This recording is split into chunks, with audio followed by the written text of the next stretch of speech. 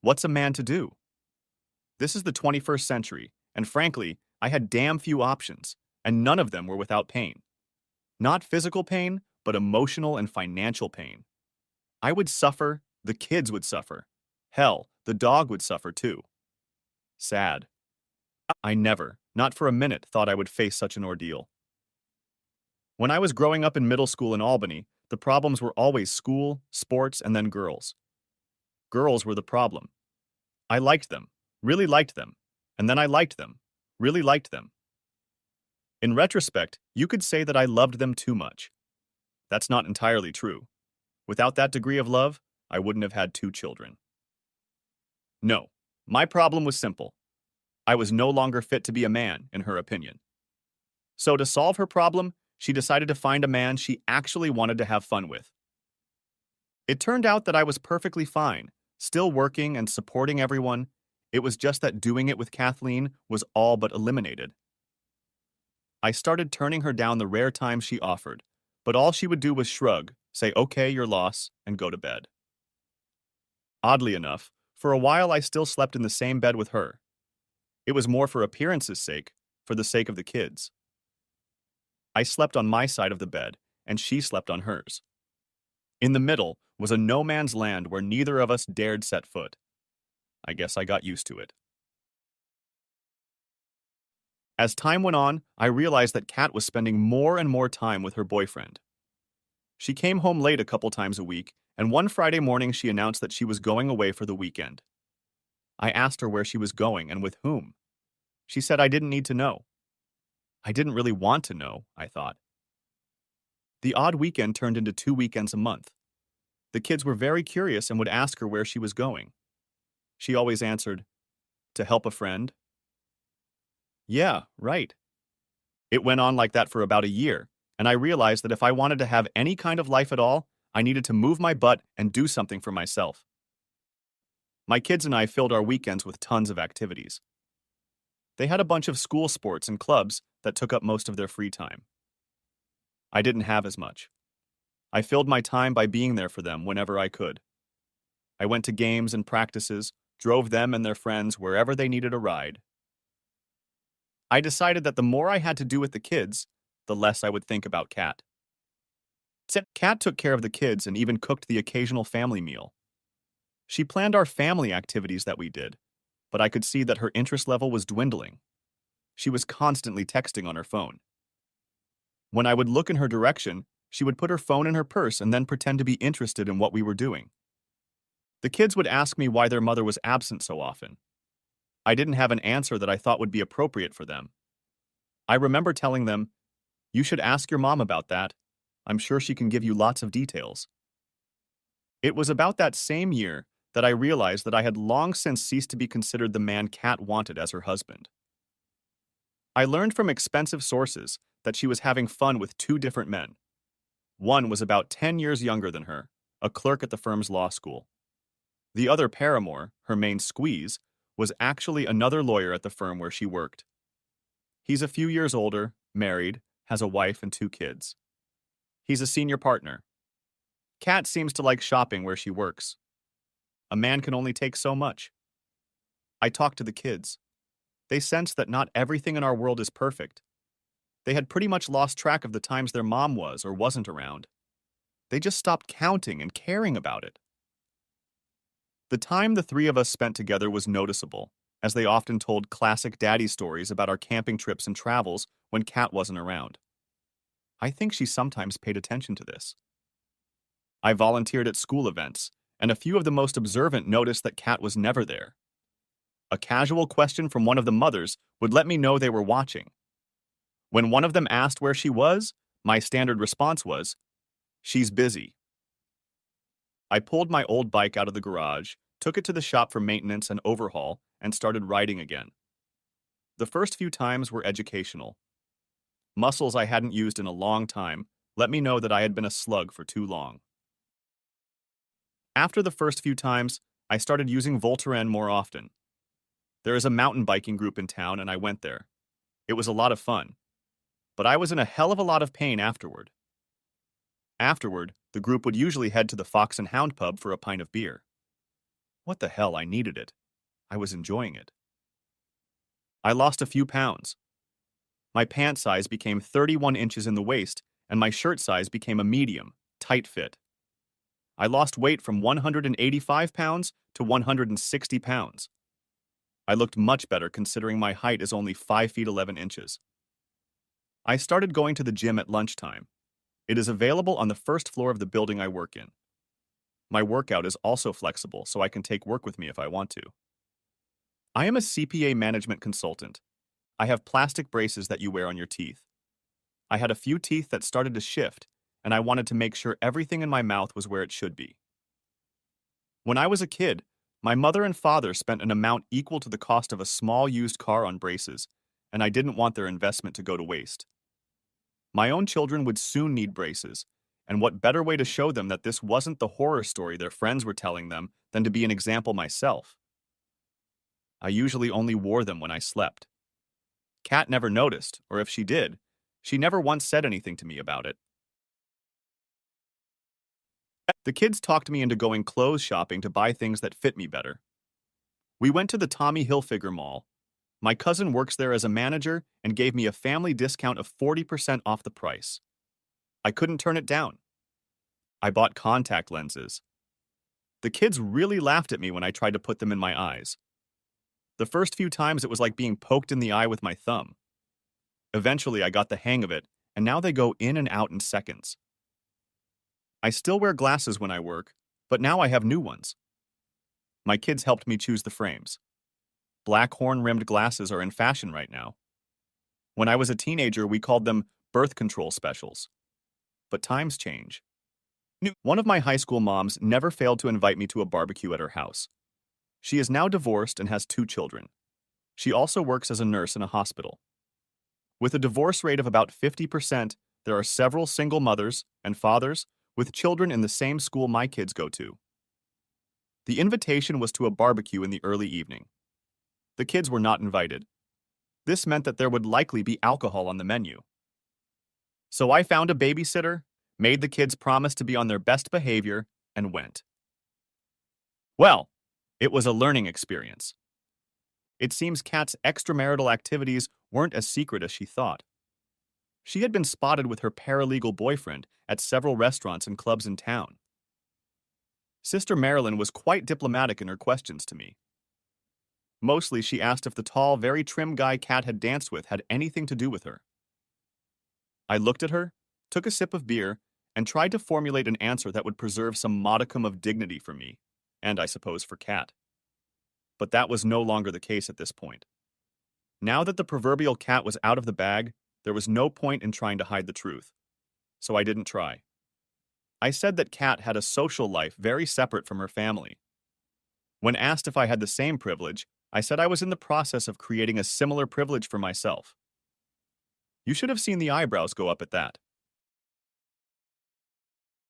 Next chapter. Slowly, very slowly, my life began to change. The lives of our entire family began to change. The kids were growing up and getting even busier. They had more sports and other interests. This meant that there was less and less time for other things. This meant that my free time began to shrink even more. To alleviate this problem in some way, I gradually tried to shift some of the responsibility for the children to Kat. I learned from a very wise person that eating an elephant is easy, one small forkful at a time, but it takes some time. So I started shifting some of the household chores and kid activities to Kat and carving out time for myself. I bought a new, red, expensive, Trek mountain bike. I bought a new Subaru Outback, outfitted with everything I needed to make it more rugged and able to handle the adventures I wanted to experience. I have participated in several events throughout the region. I really enjoy the training and the mud. Oh, the mud. I was covered in mud at the end of the competition and I loved it. So Kat's life changed too. I figured she could handle the family responsibilities too. She talked about how hectic her job was and how lawyers had to work crazy hours to get things done. That might have been partly true if it weren't for the fact that she was having fun with 2 guys and trying to make up for it with constant absences. No, I got to the point where I didn't care anymore. I emailed her my schedule and told her that I was busy too, and she would have to figure out how to distract her boyfriends from time to time. It worked with some success. It cut back on her freedom and gave me a little more freedom. Other things started to happen as well. I made new female friends. It was casual at first, but the more I got to know some of the women who were part of the mountain bike scene, the more I liked them. And I found that they liked me. Big deal. It was a damn pleasant realization. It gave me back the confidence that damn Cat had given me. I mean, why would your wife be having fun with other men if you're doing so well? When I first found out, my response was that I wasn't doing well and wasn't what she needed. But now I was asking myself if Cat was what I wanted. Next chapter. My children are as smart as their father. They realized their mother was increasingly absent from their lives, to the point where they stopped asking where she was. Then, as I began to leave the house more and more often to do my own thing, the children reported that their mother was giving them to their friends' mothers to raise. I would often come home and see a note on the kitchen table saying that the kids were at another house with their friends and that Cat would be back the next day. What the hell was that all about? I knew things had to change and that Cat was expiring fast. I went to see a family law attorney. It was all very educational. New York state law is primarily concerned with the welfare of the children of a marriage. Mothers usually get custody of the children, unless they are found unfit to care for the children. But I knew that argument would be irrelevant, especially after I told the attorney that my wife was a lawyer and gave her name. No, the attorney immediately assumed that I had little chance of getting full custody of the children. At the end of the conversation, I asked her to prepare a petition for dissolution of marriage. I told her when and where to file the papers. I headed home. In my mind, I wondered over and over again how long this situation. My attorney suggested that if I waited a little longer and Cat became more detached from the family, she might be willing to agree to more favorable divorce terms. What this really meant was that Cat would become so tired of being married with children that she might not give up the idea of leaving me and the children for her freedom. The idea made a certain amount of sense.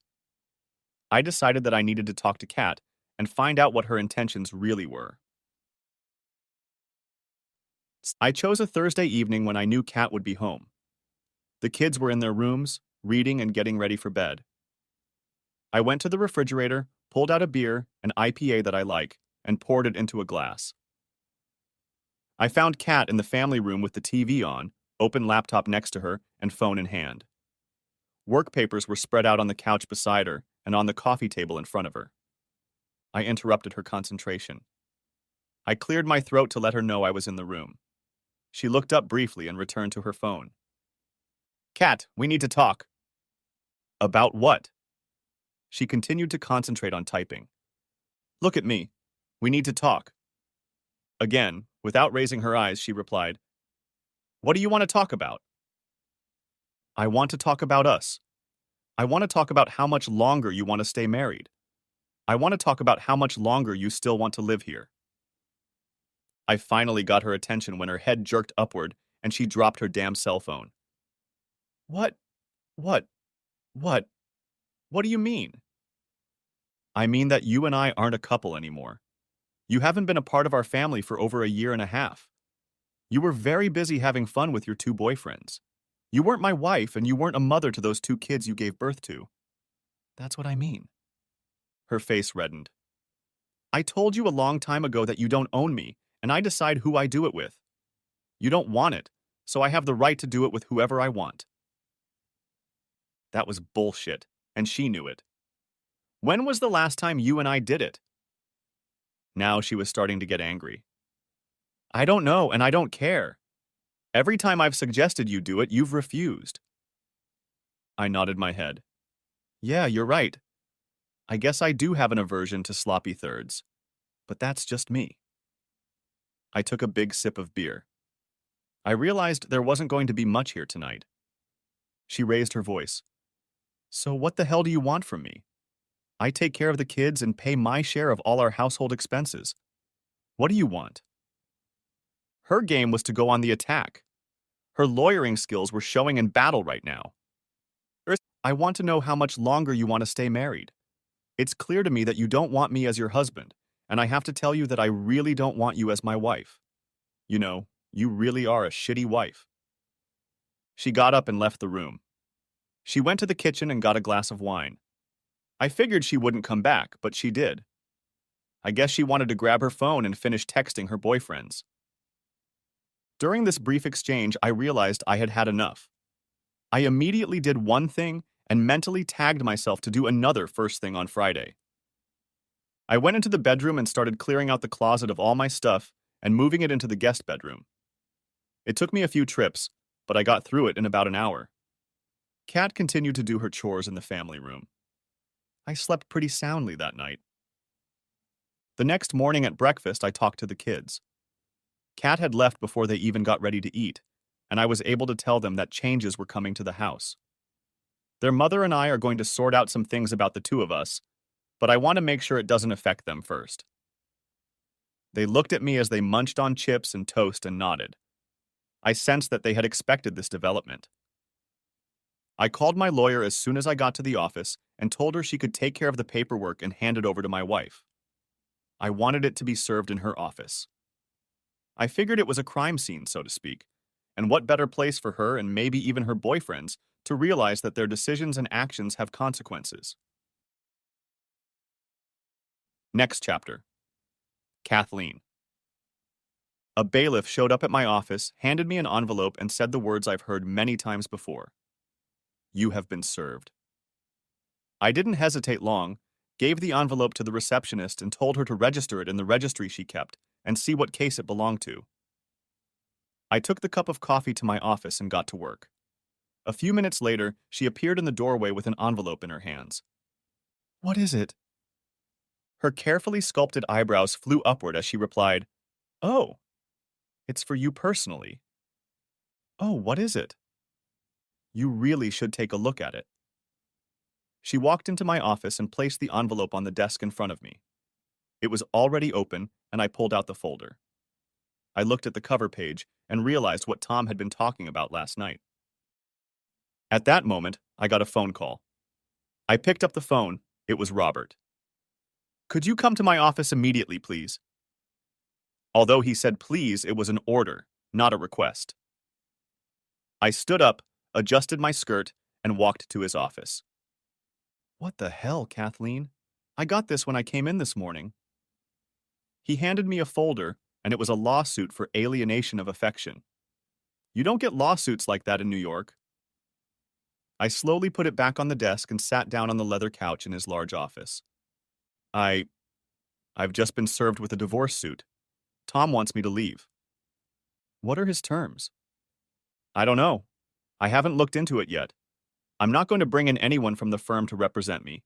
I'll probably represent myself. I don't want any rumors flying around. Damn right you don't. Because if Judy finds out what you and I have been up to, she'll make a fuss, and it'll cost me more than I want to pay. Robert has teenage children, a big house, a big mortgage, and a lifestyle to match. He and his wife Judy live well, but their divorce will hit him financially, but more importantly, raise his reputation in the firm and in the community at large. What am I doing worrying about Robert? My own hurricane is gaining strength, and I need to calm it down soon. Oh shit, my stomach isn't feeling its best. I run to the restroom on the side of the office, and just before I reach the toilet, the contents of my bowels spill out. Next chapter. Kathleen, later that morning. I grabbed a bottle of water, closed my office door, and started going through the papers. The lawyer in me woke up, and I made a few notes on a yellow notepad. Tom was going for the throat. He listed adultery as the grounds. He listed the names and addresses of Robert and James. He indicated that I had been in a relationship with them for approximately 2 years. He stated that he wanted full custody of the children, citing that I was often absent from our family and home, and therefore he was the best parent for custody. My right to be the custodial parent was challenged. A document was attached that listed all the time I had spent with Robert and James over the past year. Tom wanted the house, half of all our savings, and child support until the kids graduated from university. That was going to be in a few years. But the most interesting part was what the family court judge was going to gouge me for. Tom wanted medical tests for a full range of sexually transmitted diseases and wanted to know the names of all the other partners I'd had since we'd been married. Damn. The judge would be sympathetic on medical grounds, except it's going to be hard to get around. Tom wanted to kick me out of the house, claiming I was no longer a good example for the kids. He basically called me a tramp. Neither Robert nor James ever showed up at my house. I made sure of that. I tried to call Tom, but his cell phone immediately went straight to voicemail. I left an angry message, which in retrospect may not have been such a good idea. I left a few more messages asking him to change his mind, and maybe we could work on getting things back on track. I thought about going to his office, but decided I wouldn't get past the receptionist. Nevertheless, I needed to act quickly. I got in my car and drove there. I managed to get past the receptionist by just walking into the office as if I was there. She didn't even look up. Tom wasn't in the office. I waited for him for about an hour, but he never showed up. I left, knowing I had things to do. I was now in damage control mode. When I got back to my office, the hurricane had picked up speed. There was another process officer waiting for me with an envelope. It was a temporary court order stating that I was not allowed to reside in my home for the next 30 days or until a formal hearing where certain details would be settled. I was given time to return home and retrieve necessary personal belongings and clothing, as well as work-related documents, computers, and related equipment. I was to call the court clerk to schedule a time, but that was not to be until tomorrow at the earliest. Tom's lawyer appeared to be on top of things, and I was already struggling to get things done. Next chapter. Tom. I texted Kat to tell her that I would pack a bag for her and drop it off at her office. I asked her to send me a list of what she needed. Or she could come home and have my attorney supervise her packing. I was home all day, but I got a call from my boss informing me that Kat had been standing in my office for over an hour waiting for me to return. He wouldn't let anyone near her. I thanked him. Kat showed up at the house late in the afternoon when she found out the kids were coming home from school. I looked at her. You know you're not allowed to be here by court order. Why would you do something like that? It's not necessary and it's just ridiculous. You want to keep me away from the kids? Why would you do that? Come on, now you're a concerned parent who wants to be with your kids? What about all the weekends you spent with your boyfriends? All the weekday nights you skipped bedtime? All the kids' activities you couldn't find time for? You took every opportunity to spend time with your boyfriends instead of your kids or me. At this point, I was almost screaming. And now you come home to tell me I'm ridiculous? If you wanted a divorce so you could have fun with anyone, why the hell didn't you just tell me that? Why all this nonsense? Tell me. What I do and don't do is none of your business. Who I have fun with is none of your business. You could have had fun with me every week, but you missed your chance. My chance? My goddamn chance. Oh, how rich. You offer me sketchy thirds, and when I turn down the chance to get an STD from you and your boyfriends, you just turn away and ignore me. Well, now I have the opportunity to ignore you. Get the shit you came for and get the hell out. Now. Kat stepped back a little, and her face turned red. I picked up my phone and dialed my lawyer's number. When she answered, I said, "Looks like my wife doesn't understand court orders and came here unaccompanied by any court official to get her shit together." She told me to take her picture if I could, and that she would call the police and have them come to the house. Kat took her time getting ready, and lo and behold, 2 policewomen arrived. I explained the situation to them and showed them a copy of the court order. After some discussion, I pointed them to the bedroom. They went up the stairs, and after some loud talking, they escorted Kat into the kitchen. To say she was furious is a vast understatement. She lashed out at the police officers. The head policeman told her to calm down or she would be handcuffed and taken to the station. One of the policemen looked at me and asked if I wanted to press charges.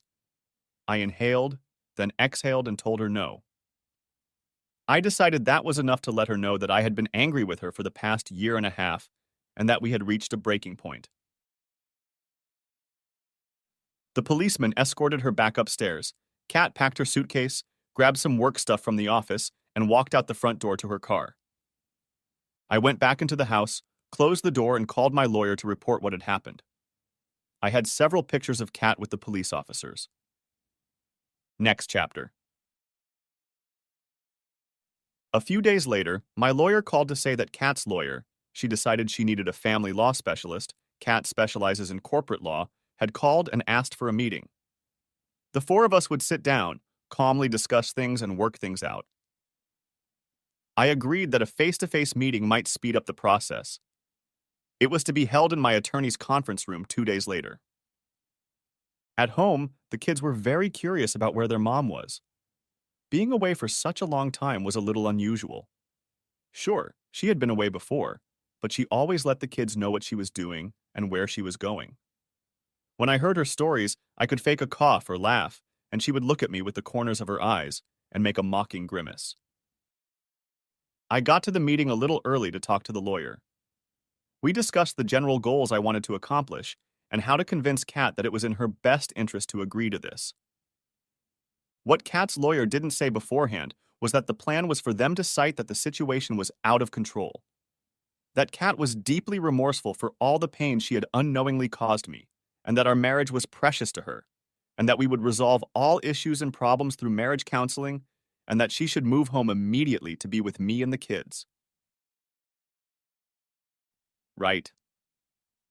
All the while, Kat and her lawyer were going on and on about the importance of marriage to a family, and how children grow up better in a two-parent household rather than a single-parent household, and blah, blah, blah.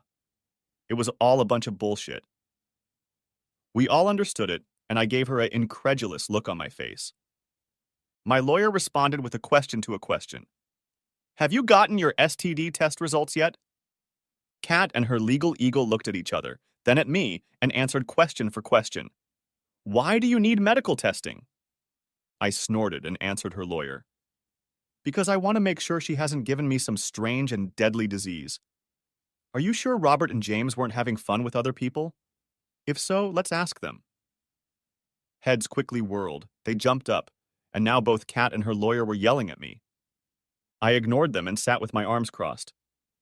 Finally, they sat down and calmed down. Her lawyer suggested, there's no need to involve anyone else in this private matter. Next week, we'll run an STD test and report all relevant results. I quickly added, looking Kat in the face, I want the results in writing, whatever they are. Right now, I don't trust you, as you can guess. Next chapter. The divorce was going to be long and painful. I knew Kat didn't want her boyfriends involved in our affairs.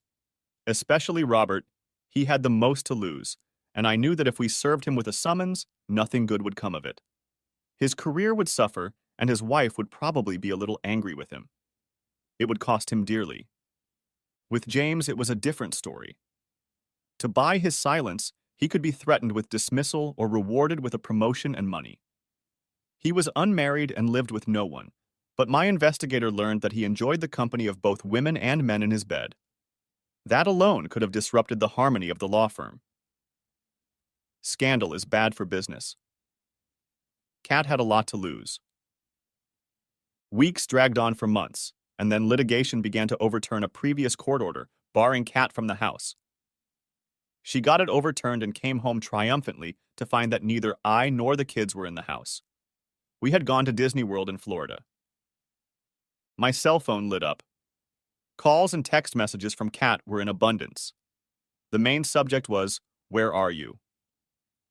After a while, I replied that the kids and I were very busy and having fun. After that, I turned my phone off and it stayed off for the rest of our stay in Florida. As we flew on the plane home, I realized that I had the difficult job of managing the house and, well, everything else. When we landed in Albany, I took a moment and called my attorney. She advised me to do nothing to keep things calm and to tell Kat as little as possible. My attorney worked at a feverish pace to get the order preventing Kat from being in the house reinstated. She recognized that it might take some time. I decided that my life was going to be a living hell in the coming weeks. And so it did. Kat was jubilant to see the kids and gave them a long hug as soon as we pulled into the driveway of the house. The kids had to work hard to break free of her iron grip and escape to their rooms. I busied myself with gathering up the kids' dirty laundry and my own, then shoving it into the washing machine. Kat was working in the kitchen, not her usual environment, and trying to make us a meal. The smell was, well, akin to the smell of burnt old sneakers. Disgusting. I used the phone and called for Chinese delivery. When it arrived, I called the kids into the kitchen and served them the food. They devoured the food with gusto to the sound of their mom inundating them with questions about Disney World. I ate in silence. When the kids were done, they got a reprieve from the inquest and hurried to watch a movie on the streaming service we subscribed to. I cleaned up the kitchen under Kat's watchful gaze. She sat down at the table. "I miss the kids and you so much, Tom." It was said so quietly that I almost let it pass my ears. But I couldn't let it go unheeded. "What? Where were your boys? I suppose they were glad to keep you company." The next battle in our war proved to be only the first salvo. "I'm not dating anyone, Tom. I want us to be a family and do all the things we have to do. I know you don't believe that, but I love you very much." I interrupted her. "But not enough to close your legs to other men." Kat ignored my comment. "I made an appointment for us to see a marriage counselor. We need to get our marriage back on track, and this will be a good start." "Really? You think that will help?" "Yes. We need to figure out what's important and focus on that." And she didn't stop talking for what seemed like an eternity. I left the kitchen, and she followed me into the bedroom, chatting the whole way. I closed the door in her face. I noticed that she had already unpacked and was going to sleep in the master bedroom. I shook my head, thinking I was going to have to work hard. I gathered up a bunch of her things, walked to the door, opened it, and threw everything out into the hallway. Some of it fell on her head, which interrupted her soliloquies for a while. I closed the door. She opened the door, carrying her stuff back into the house. And so it began. Or continued. Shit. Next chapter. The following weeks passed merrily. Kat adjusted to our situation, pretending that nothing much was going on. That my claims were really exaggerated. That her having fun with two other men was just something I shouldn't care about. That this is normal in the modern age, and that it doesn't mean she doesn't love me or our children. One thing she did do was go back to the family court judge and formally request marriage counseling. I was unable to attend court that day. I figured she scheduled it when she knew I couldn't make it. Sneaky bitch. And my attorney was unable to convince the judge that the marriage could not be saved and that any counseling at this point was pointless. The judge didn't buy that argument, saying that marriages that had suffered worse than ours had been saved, and so we could go and pour out our feelings in 10 sessions of counseling. Bloody marvelous. Kat and her lawyer arranged for us to see this marriage counselor. I assumed that after the counselor got the full picture of what was going on, he would conclude that our marriage was indeed over and we should move on with our lives. I was wrong. Kat found a counselor who held the New Age belief that modern marriage is much more fluid and flexible than the narrow confines of the old ways of thinking. That in the 21st century, we must see our commitment to monogamy as part of a bigger picture. That we need to see ourselves as independent, yet committed. I had to laugh. When I made my points that this would be great for us as a couple, both Kat and the counselor thought I had given up, and that Kat could find a way to have her cake and eat it at the same time. So when I stood up, thanked the counselor for her wisdom, and said that, "I think we're done," they looked at me with a puzzled expression on their faces. I knew that Kat had decided that she had won. For my part, I thanked them both. I thanked them for clearing up our new prenuptial agreement. When the counselor asked me to tell her what I thought this new prenuptial agreement meant to me, I replied, Well, it's very simple, and I want to thank you both for opening my eyes to it. Kat spoke first. Tom, thank you for your understanding, dear. You're welcome, Kat, and thank you, Dr. Snow. You've both been instrumental in making my life so much easier. The look on Kat's face was as if she had just won the Powerball lottery. That's wonderful, dear. We are definitely going to be better partners for each other, and I look forward to resuming the intimacy we used to have. I want to make love to the man I love. Good. And I want to make love to the woman I love. Smiles shone on Kat and Dr. Snow's faces. Their mission had been accomplished. In their opinion, I was living up to what they expected of me. Yes, that's right. Unfortunately, Dr. Snow wanted me to go back and talk to her myself. While Kat was celebrating her victory, the learned marriage-saving doctor wasn't so sure. I agreed to return and promised to schedule a time with the receptionist who was guarding the door. Next chapter. Leaving the marriage counselor's office, we headed home. On the way, Kat was all lovey-dovey. In the car, she wanted to hold my hand. The look on her face spoke volumes. Once we were in the house, I went to the home office to send some emails and update my attorney information. After dinner, Kat started putting the kids to bed, and I went to my bedroom to change. When I came out, Kat saw me getting ready to leave. "Where are you going, Tom?" I looked at her. "Oh, it's my meeting at the bike club. I'll probably be late, so don't wait up for me. Bye." I was out the door and gone before Kat could say anything. The club had planned a 30-mile ride that evening, followed by a social hour afterward. I planned to enjoy both. I got very dirty during the ride and enjoyed a pint of Guinness in the pub afterward. Among the members were two single women who knew I was separated and divorcing, so I didn't fail to socialize with them. Both ladies were a pleasure to talk to. So much so that I asked one of them out on a date Saturday night 3 days later. I got home a little after midnight, and Kat was already in bed and asleep. I undressed and headed for the shower.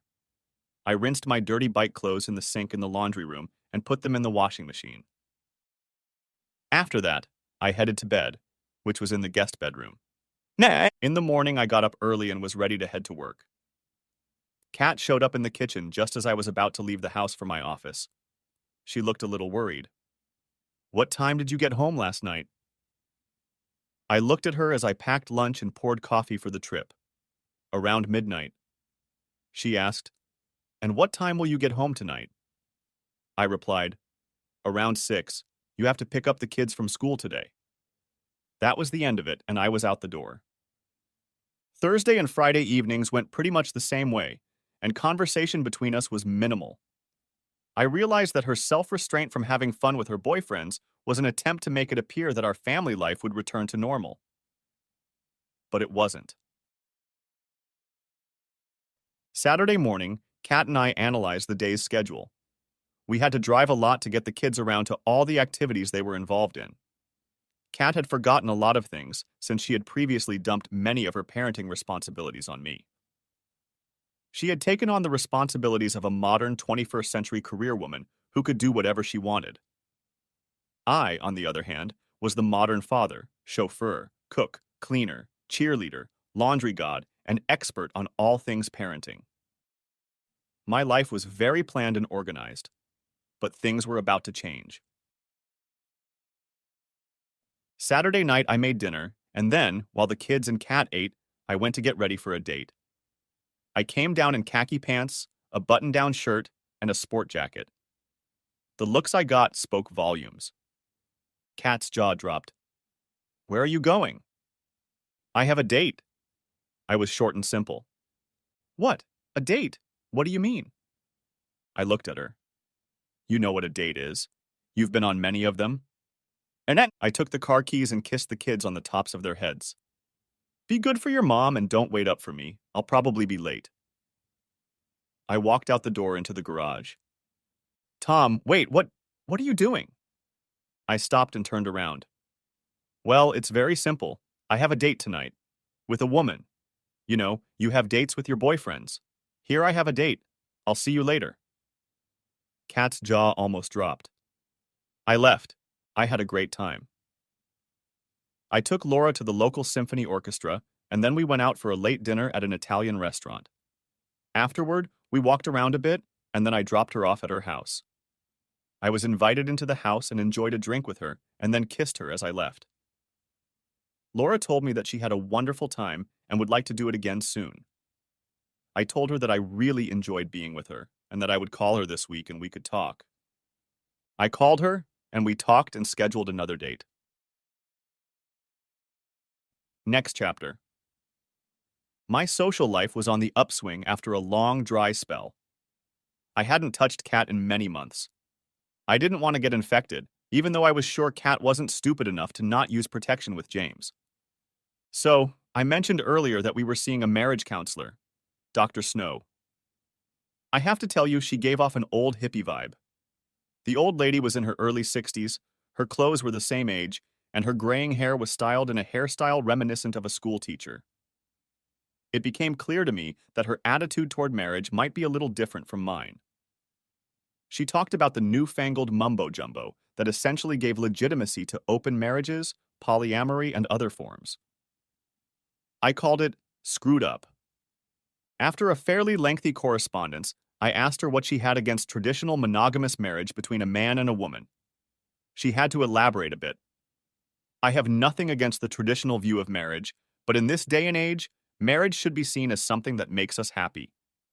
Regardless of the form of marriage, if everyone involved is happy, that's what matters. I see.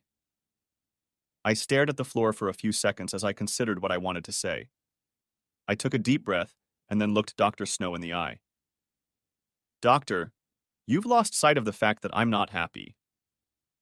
I married Kathleen with the understanding that we would only do it with each other.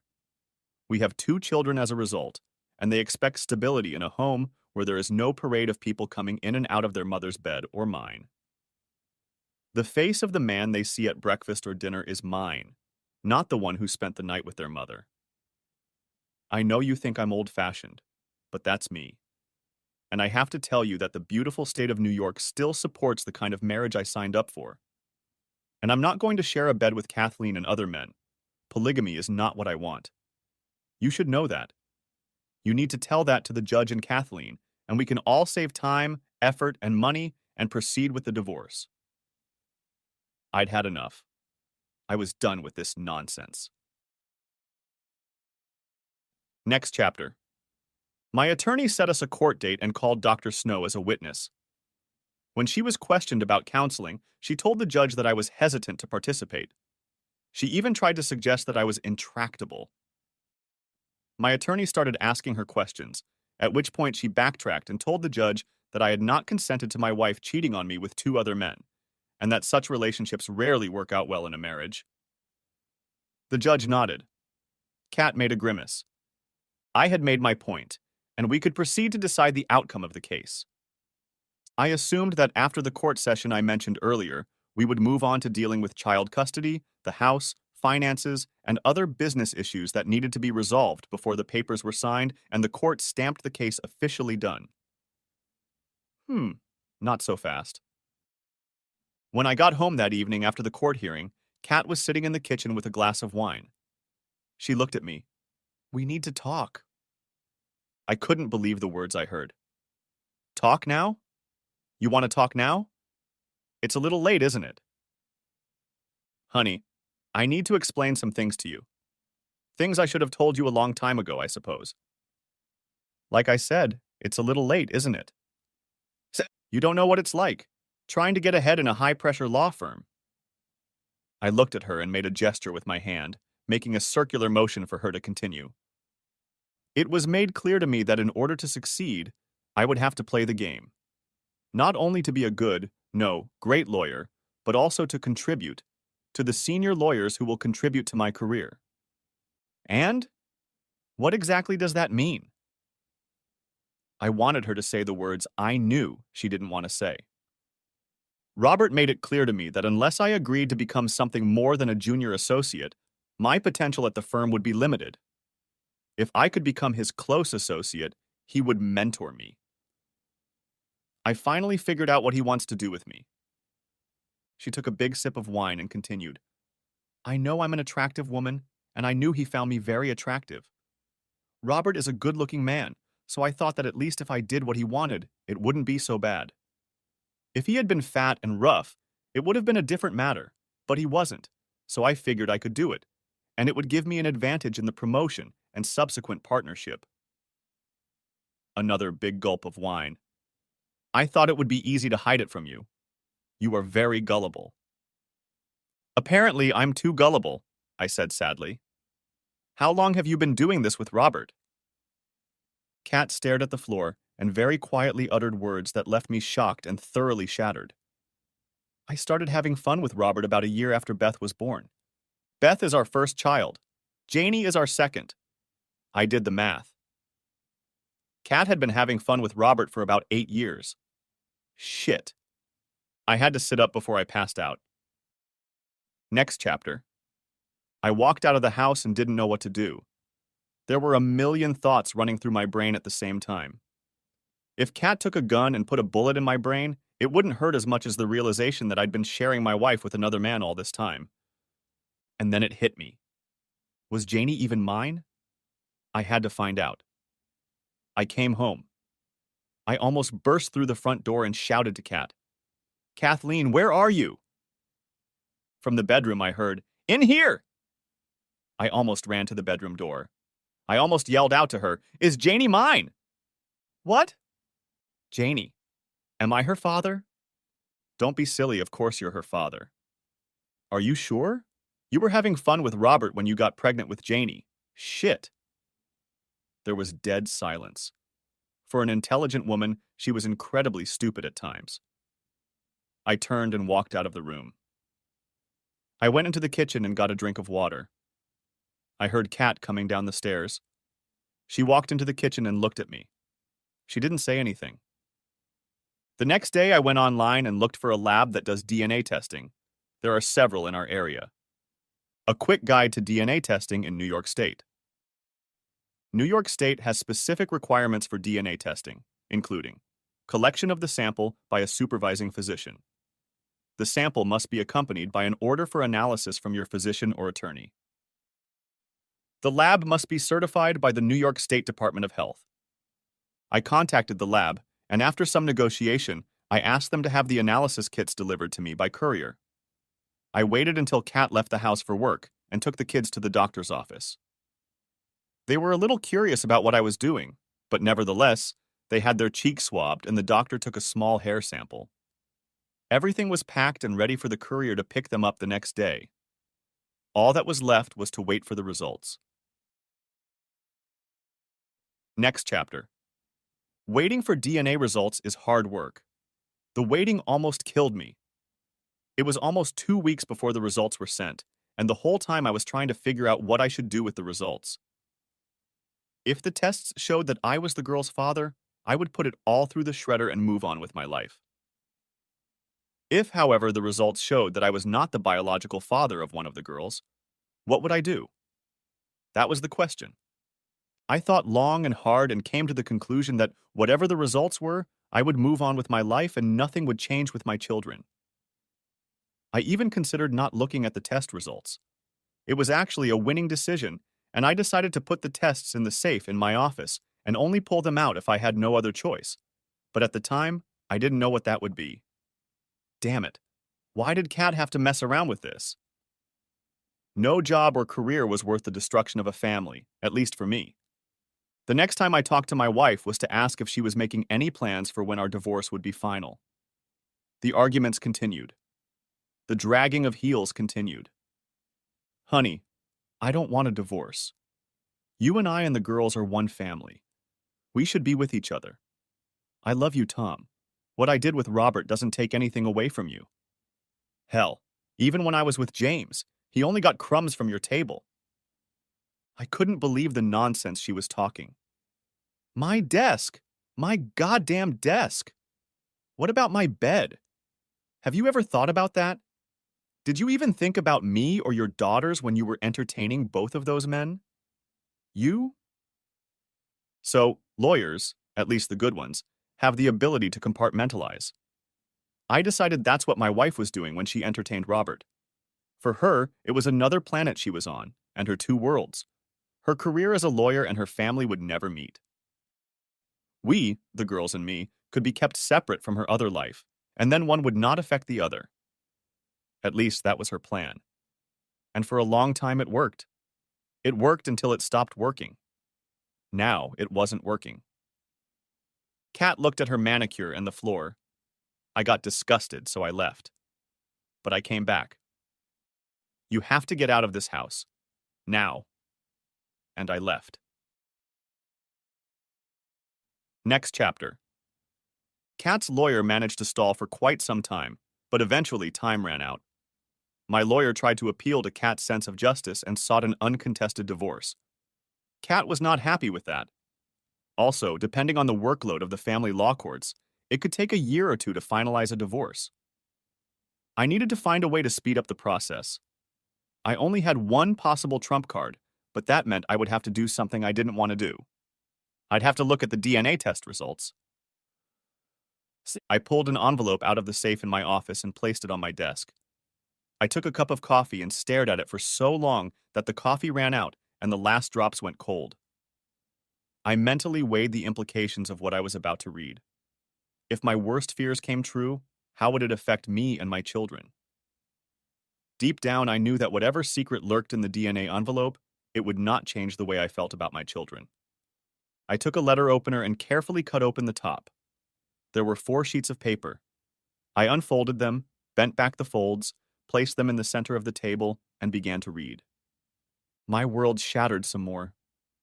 In that moment, I hated Kat more than I had ever loved her. She had given away what I thought was mine. Beth is my biological daughter. Janie is not my biological daughter. I took the 4 sheets of paper to the photocopier and made 3 copies of the documents, then returned the originals to the envelope and put it back in the safe. I knew what I had to do. Next chapter. I called Robert's office, spoke to his secretary, and made an appointment. She had no idea who I was and made an appointment for me in a week. I put the DNA results in an envelope and couriered them to my attorney. She would file them in the case file and could use them in court at the right time. For the next week, I avoided Kat like the plague. I did the usual things with the kids, but if Kat tried to come with us, I made excuses why I couldn't go and let her handle the girls alone. The day of Robert's appointment came and I headed to his office, hoping I wouldn't accidentally see my wife there. In the reception area, I cooled down, eager to get on with my plan. Finally, his secretary looked at me and said he was ready to receive me. When I entered and he saw me, he turned a little pale, but tried to feign a greeting and wanted to shake my hand. I didn't take his hand, but made sure the door was closed. "Well, Tom, what brings you to see me? Let me have my secretary call Kathleen and see if she can join us." I held up my hand to let him know not to bother. "I've come to see you, Robert, and this is not a social visit. I don't think we need to involve my wife today." "Ah, well, Tom, what do you need to talk about?" I pulled an envelope from my jacket pocket and placed it on his desk. He looked at it like it could explode at any second. What's this?" "It's something I want to share with you. You see, I have a problem, and that problem is the wife you've been entertaining for the last 8 years. That problem is a daughter who is not biologically mine. This problem is a divorce that needs to take place. This problem is the discussion I will have with your wife if you cannot convince Kathleen that it is in her best interest to agree to the divorce. This problem is the publicity of what you have been doing with your subordinate. The problem is what your corporate clients will think of the firm when they find out about the ethical standards or lack thereof at this firm. That's my problem, and now it's your problem." Robert blushed brightly. He felt like jumping over the mahogany desk and strangling me. I turned and headed for the door. "You have 24 hours to get her to sign the divorce agreement, or my next visit will be to your house, and I'll have a chat with your wife. Figure it the hell out yourself." I left and got out of there as fast as I could in case he had a gun in his desk. That night when Kat got home, she stormed into the house and was furious. "Why the hell did you go to Robert's office?" I waited a few seconds before answering. Why do you think I went to him? Did he show you what I left him? None of that matters. It doesn't matter who Janie's biological father is. You're her father, always have been, and always will be. What difference does it make? Are you out of your mind? Really? You think it doesn't matter to me that you've been cheating on me for most of our married life? You're just a piece of work, you know that. I gathered my wits and had to remind myself of my lawyer's wise advice. Don't do anything stupid or you'll regret it later, and actively counted to 10 in my mind to regain control of myself. Tom, you know I love you, and you know that this DNA stuff doesn't matter. Kat, you're right. DNA doesn't matter when it comes to Janie. She is my daughter and will always be my daughter. I will fight for her just as much as I will fight for Beth. You can be sure of that. I tried to retire to the kitchen to get a beer and relax. I managed to pour my favorite IPA and headed for the family room. Kat followed me at my heels. Why did you try to threaten Robert about telling his wife about those DNA tests? Nothing will come out of that. Robert's working on getting a court order right now to stop you from going near his house or family and order the DNA sealed. Really? Honey, we need to forget all this divorce nonsense and continue being a family. I'm going to make dinner. Why don't you help me? With those words, she turned and walked into the kitchen. I could hear pots rattling, pans clanging, and other kitchen sounds. As if cooking would make her forget all her problems, and me forget how deceitful she had been for most of our marriage. I sent a quick text to my lawyer, they now charge money for responding to such messages, to let her know that Robert was trying to pressure me to stop me from communicating with his wife, and let her know what a jerk he was. They both, Kat and Robert, have forgotten that I know how to use the phone, and it's not hard to get the number. His wife is on several charity committees, so seeing her and talking to her would be pretty easy, which I did. Next chapter. So, rich people live by rules that are different from the rules and norms that the rest of us live by. I've always known this, but talking to Mrs. Robert, her name is Judy, made me see it again. Money can buy privilege, and a lot of money can buy rights. When I introduced myself to her, she quickly admitted that she knew who I was and guessed what I wanted to talk about. I was so shocked by this that I had to focus on what I wanted to tell her. She seemed to know all about her husband's adventures and was well aware that he and my wife, Kathleen, had been quiet lovers for some time. When I pulled out the DNA test results showing that I was not the father of one of my daughters, she quickly looked over the papers and handed them back to me with the question, "What do you want with Thomas?" It was actually very simple. I looked her straight in the eye and said, "Do you have any leverage with your husband to convince Kathleen to agree to the divorce I've asked her for?" "Why do you want to divorce her? Is she such a bad wife that you want to get rid of her?" I am very surprised that you are asking that question. Isn't having a long affair, being pregnant by a man other than your husband, and hiding it not sufficient grounds for divorce? Divorce is a stretch. How long have you known about her relationship with Robert? A few months.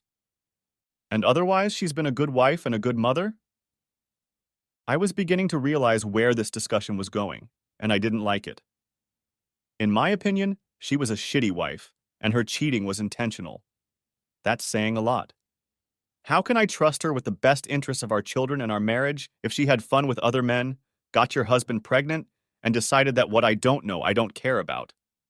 Well, I do know, and it bothers me. Then she dropped her little bombshell. I've known about Robert's adventures for a long time. His relationship with Kathleen is not the first woman he's had an affair with, nor will it be the last. When I became aware of his adventures, I decided that I liked my life and decided that I wasn't going to do anything about it. You see, when I found out Robert was having an affair, I decided I was going to have my own extramarital activities, and I'm enjoying them, and I don't plan on stopping them anytime soon. Oh, for crying out loud. This one was as deluded as my wonderful cheating wife. Look, it's none of my business what you do, but when your husband meddles in my life, it really offends me. Please tell him that it's in his and your best interest for him to convince Kathleen to stop resisting the divorce, sign the papers, and they can all go back to fornicating whenever and wherever they want. Just do it. What do you mean by my best interests? In case you haven't noticed, you have a lot of social prestige. A scandal involving your husband would not reflect well on your social calendar. You'll damn well figure it out on your own. I turned and walked away, feeling soiled for that encounter.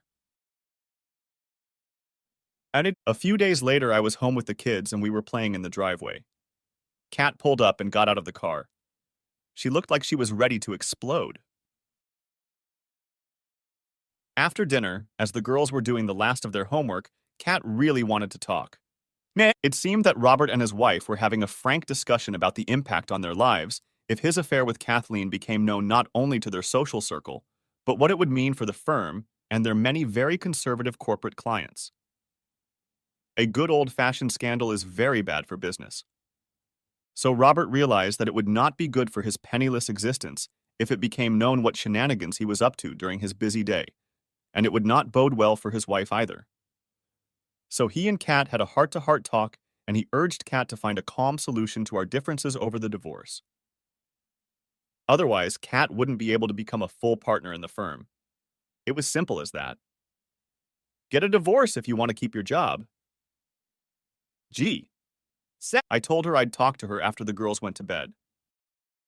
In the meantime, I went to my briefcase and pulled out the divorce application and went through it one more time to make sure it had all the important things I needed.